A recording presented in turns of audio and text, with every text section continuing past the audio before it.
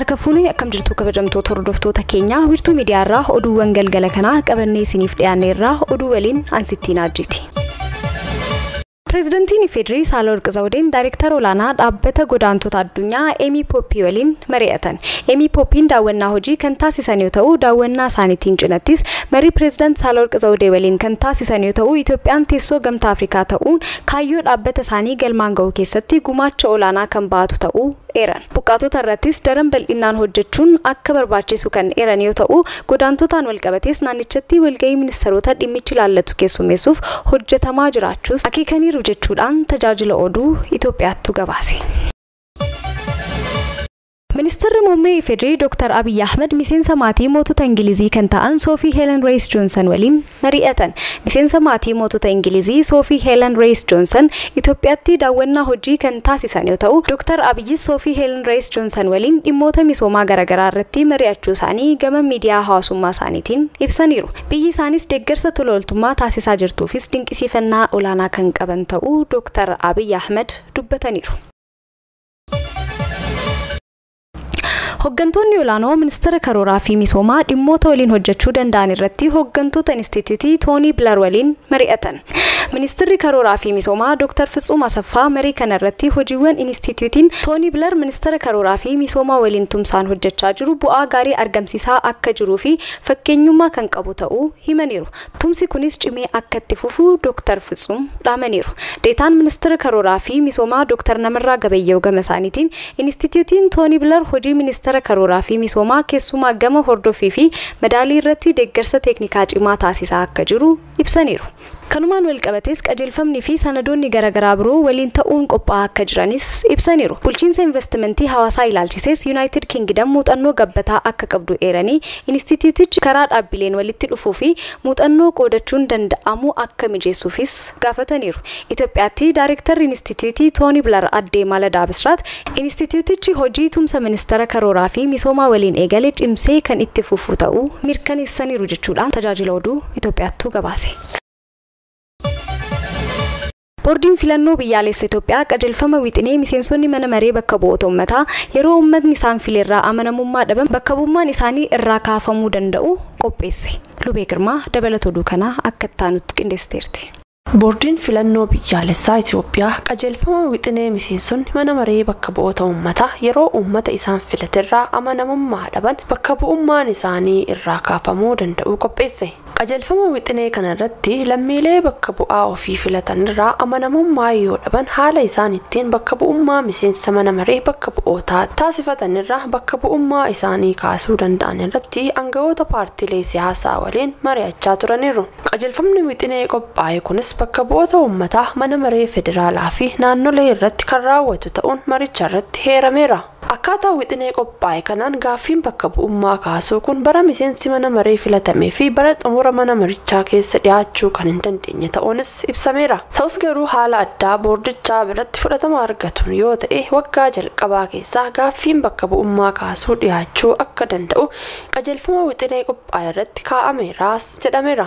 Gaaffiin bakka bu'ummaa kaasuu kunis dhiyaachuu kan danda'u naannawaa filannoo miseensi mana maree bakka bu'oota uummataa filatamerraa ta'uu kan qabuu fi namoonni dhibba mallatteessanii gaafficha dhiyeessuu kan danda'an ta'uun ibsameera.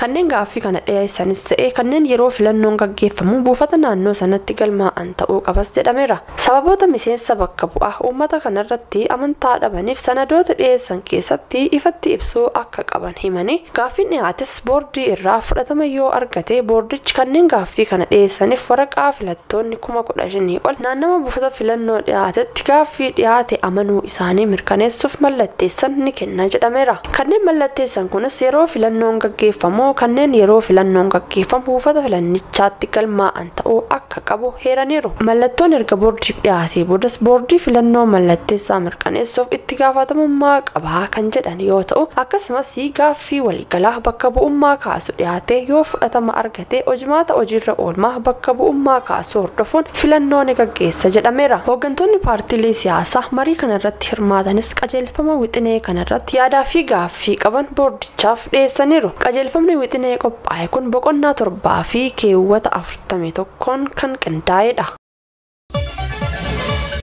Naannoo Oromiyaa keessatti sababa hongee fi weerara dhibee busaa fi koleeraatiin wal qabatee jiraattonni du'aa fi beelaaf saaxilamuun himame. Odaa Abtaamu.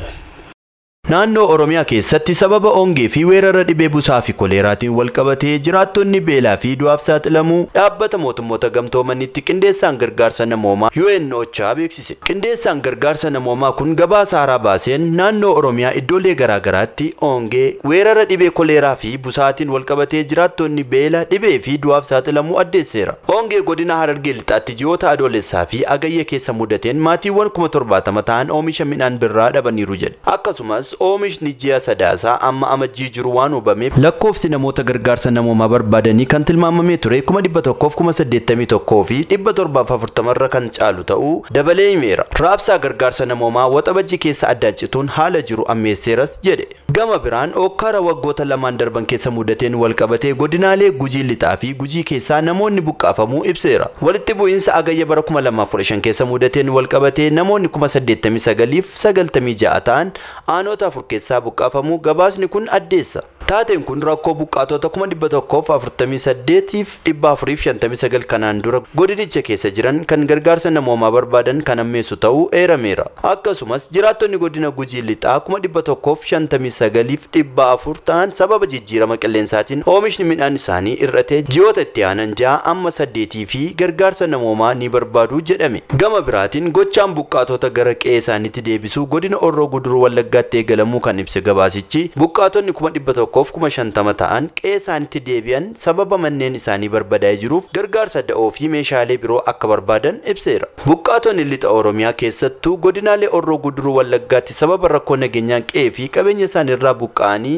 kaambii buqqaatotaa keessa jiraachaa turan ji'a 4 dura kaambii keessa turan irraa akka ba'an godhaman rakkoo nyaataa fi dhukkuboota garaagaraa dabalatee rakkoolee hawaasummaa guddaaf saaxilamaa jiraachuu Addis Istaandarditti bana gabaasuun ni yaadatama. Dhaabbanni OCHA'n gabaasa biiroo fayyaa Oromiyaa baasee wabeeffachuun fulbaana 18 amma fulbaana 24tti dhibee busaa naannicha keessaa dabaluu ibseera. Namoonni 41,591 dhukkubichaan qabamuun 7 ammoo lubbuun darbeera. Amajji 2023 dura namoonni dhukkuba busaatiin qabaman 774,519 yoo ta'u namoonni 180 du'uu yaadachiiseera. Namoota dhibeen irratti argame keessaa 70 kan ta'an lixa Oromiyaa godina lixa Wallaggaa fi Qellam Wallaggaa kan jiraatanidha. Rakkoon maallaqaa, hir'ina meeshaalee fayyaa, rakkoo nageenyaa fi hubannoon hawaasaa gadi aanaa ta'uun haala jiru ammeessaa jiraachuunis ibsameera. Gabaasi kan Addis Istaandardiiti. Lafa qonnaan bultoota magaalaa Shaggar harka faddaalaa fi hattoota irraa maqsuuf hojiileen bal'aan hojjetamaa jiraachuu bulchiinsi magaalichaa beeksiseera. Itti aanaan kantiibaa magaalaa Shaggar obbo Guyyoo Galgaloon magaalaa Shaggaritti qonnaan bultoota hojii qonnaa irratti jajjabeessuun lafa qaban irratti teekinooloojiin akka hojjetaniif hojiin eegalamuu himaniiru. Magaalli Shaggar kan qonnaan bulaa caalaa kan eenyuyyuu miti kan jedhan obbo Guyyoon dhiibbaa qonnaan bultoota naannawaa Finfinnee irra gahaa ture hambisuuf kan hundoofte ta'us yaadachiisaniiru. Lafa qonnaan bultoota magaalichaas harka faddaalaa fi hattoota irraa maqsuuf hojiileen bal'aan magaalichatti hojjetamaa jiraachuus dubbataniiru. Haaluma kanaan lafa qonnaan bultootaaf ragaan abbaa qabeenyummaa ammayyaa hojjetamaa jiraachuus eeraniiru. Faanaa Broadcasting Corporeettu gabaase. Dhumarrattis dhaabbata mootummoota gamtoomanitti sagantaan nyaata addunyaa Gaazaa fi West Baankitti koriidaroota deeggarsa namoomaa bansiisuuf hojii eegaluu beeksise. Dabalata oduu kanaaf Lubee Girmaa. Dhaabbata mootummoota gamtoomanitti sagantaan nyaata addunyaa Gaazaa fi West Baankitti koriidaroota deeggarsa namoomaa bansiisuuf hojii eegaluu beeksise. Koriidaroonni deeggarsaa wayita banaman waraanni Israa'elii fi Hamas naannawaalee itti gaggeeffamaa jiru sulula Gaazaa fi West Baankiin lammiilee jiraatanii 800 deeggarsa namoomaa atattamaa akka argatan kan taasisudha jedhameera.